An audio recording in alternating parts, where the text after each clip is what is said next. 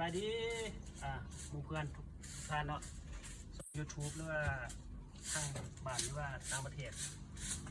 วันนี้ทำงานอันจัดหัวจัดส่วนแล้วก็ตัดต้นใหม่หัวจะดูฝนมายุงมันจะได้เนาะ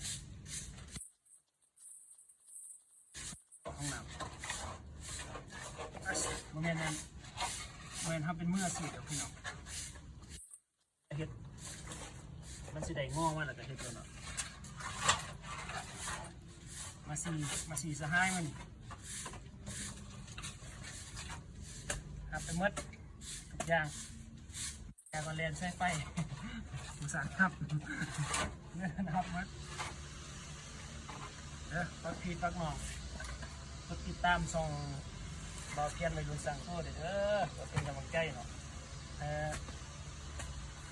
ไปนุ่มไปลุ้นแล้วก็ทีว่าเนี่ยหูเฮ็ดเบียกมาเบิ่งซองไปลุ้นสั่งโซ่เฮ็ดหมดทุกอย่างฝากกดติดตามเด้อกดไลค์กดแชร์ให้เลยเด้อต่างประเทศเลยอยู่ทางสปปลาวเฮาอยู่เพื่อนบ้านทางไทยเนาะฝากกดติดตามเขาบอกเพียนเด้อมื้อนี้เฮาจะมาแบบ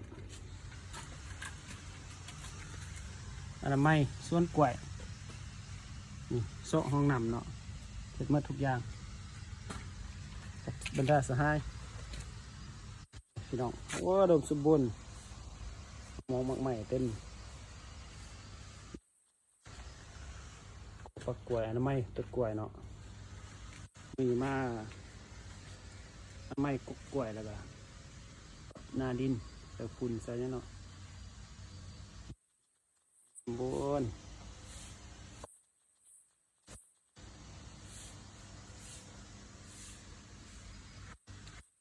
มะนาว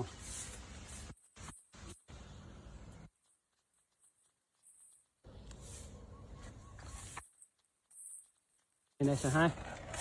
จดจัดดีบ่เป็นของแทนบ่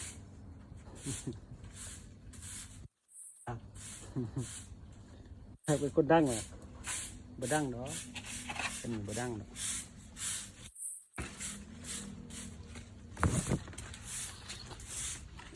ประธานใหญ่หน่อยเนาะกูหับเมาเลยนี่เขาจะเค้นตัวเองเลยไปเบิ่ง YouTube เด้อ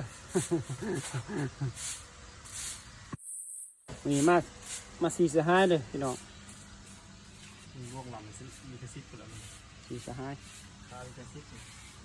นี่ส่วนนี่ทำมาสีสหายกับต่อยหมวกแดงคนนึงเนาะกดไลค์กดแชร์เลยพี่น้องเด้อซ้อมไปรุ่นสร้างโต๊ะเด้อสามารถติดต่องานได้เนาะเป็นฝ่ายคอมเมนต์ได้เลยกว่านครเรื่องเวียงจันทร์มีงานจัดหอจัดสวนหรือออกแบบตกแต่งต่างๆเนาะหรือว่าติดแอร์เขาก็เฮ็ดหาได้สามารถทีมงานผลุกอ่อนจัดหาได้ทันทีบนนครเรื่องเวียงจันทร์เนาะทีมงานแชร์หาได้จากสี่จึงแม่นเนาะเลยพี่น้องตัดงอกตัดหญ้าทับงอกทำงานเนาะเฮ็ดหมดทุกอย่างของคนใส่แรงงานส่วนกอกส่วนกล้วยให้เขาจัดตกแต่งส่วนตัดกิ่งใหม่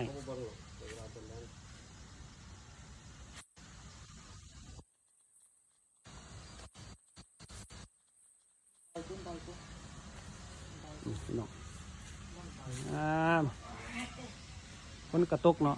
อย่าคิดอย่างนึงเนี่ยมังมีอุดมสมบูรณ์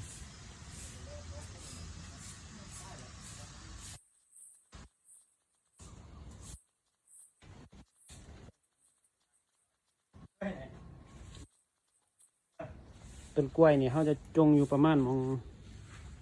2 ซุ้มเนาะประมาณซุ้มหนึ่งจงอยู่ประมาณลำหนึ่งแล้ว2 ลำเนาะพี่น้องจงไล่ขั้นจงไล่มันสิบอกเป็นหมากตามผู้เฒ่าผู้แก่เพิ่นว่า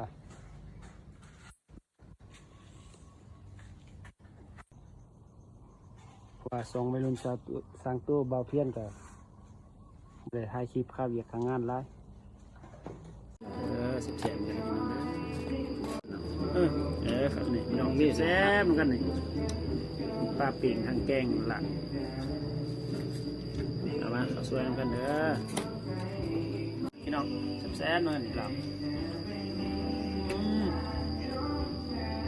เอา